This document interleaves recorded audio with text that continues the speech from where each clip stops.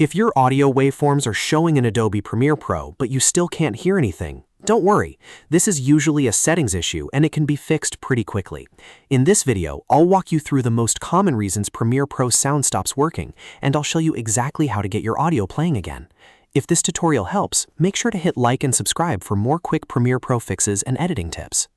Let's start with the most important check, and that is your default output device. Sometimes Premiere Pro is sending audio to the wrong speaker, the wrong headset, or even a disconnected device. To check this on Windows, go to Edit, then Preferences, then Audio Hardware. On Mac, go to Premiere Pro, then Settings, then Audio Hardware. Once that menu opens, look for the Default Output option. Make sure your headphones or speakers are selected correctly.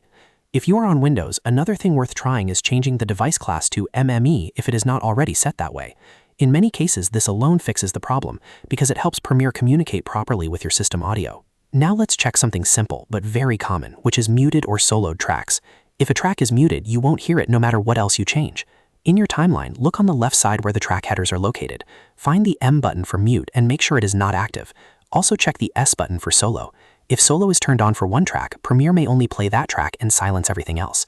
So if audio is missing or only part of your project is silent, take a moment to inspect those buttons carefully and turn off anything that should not be enabled. Next, let's clear the media cache. Over time, Premiere Pro can build up old or corrupted cache files, and that can cause audio to glitch, cut out, or stop playing completely.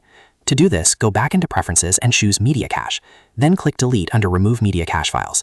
When the prompt appears, select Delete all media cache files from the system. Once that is done, restart Premiere Pro so it can rebuild fresh cache and peak files. This step is especially useful if the waveform looks normal, but playback is still silent or behaving strangely. Another setting you should check is Map Output for. Sometimes the audio is being routed to the wrong output channel, which means Premiere thinks it is sending sound correctly, but nothing reaches your actual speakers. In the Audio Hardware menu, find the Map Output for dropdown. Make sure to set to Adobe Desktop Audio. Then verify that the left and right channels are mapped properly to your real hardware speakers or headphones. If the mapping is off, audio can disappear even though everything looks correct inside the timeline. If only one project or one sequence is silent, there is one more thing to check: the Timeline Audio toggle. At the top left of the timeline, near the V1 and A1 labels, you should see a speaker icon. If that timeline audio icon is turned off, you won't hear playback, even if your speakers and preferences are set correctly. Turn it back on and test your sequence again.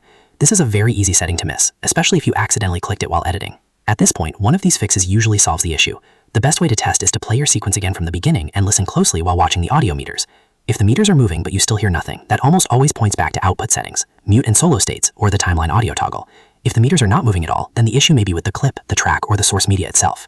So just to recap, if sound is not working in Adobe Premiere Pro, check your default output, make sure nothing is muted or soloed, clear the media cache, confirm your output mapping, and turn timeline audio back on if needed. Those 5 steps solve most Premiere Pro audio problems fast. If this video helped you get your sound working again, please give it a like, subscribe for more editing tutorials, and drop a comment if you want help with any other Premiere Pro issue. Thanks for watching, and I'll see you in the next one.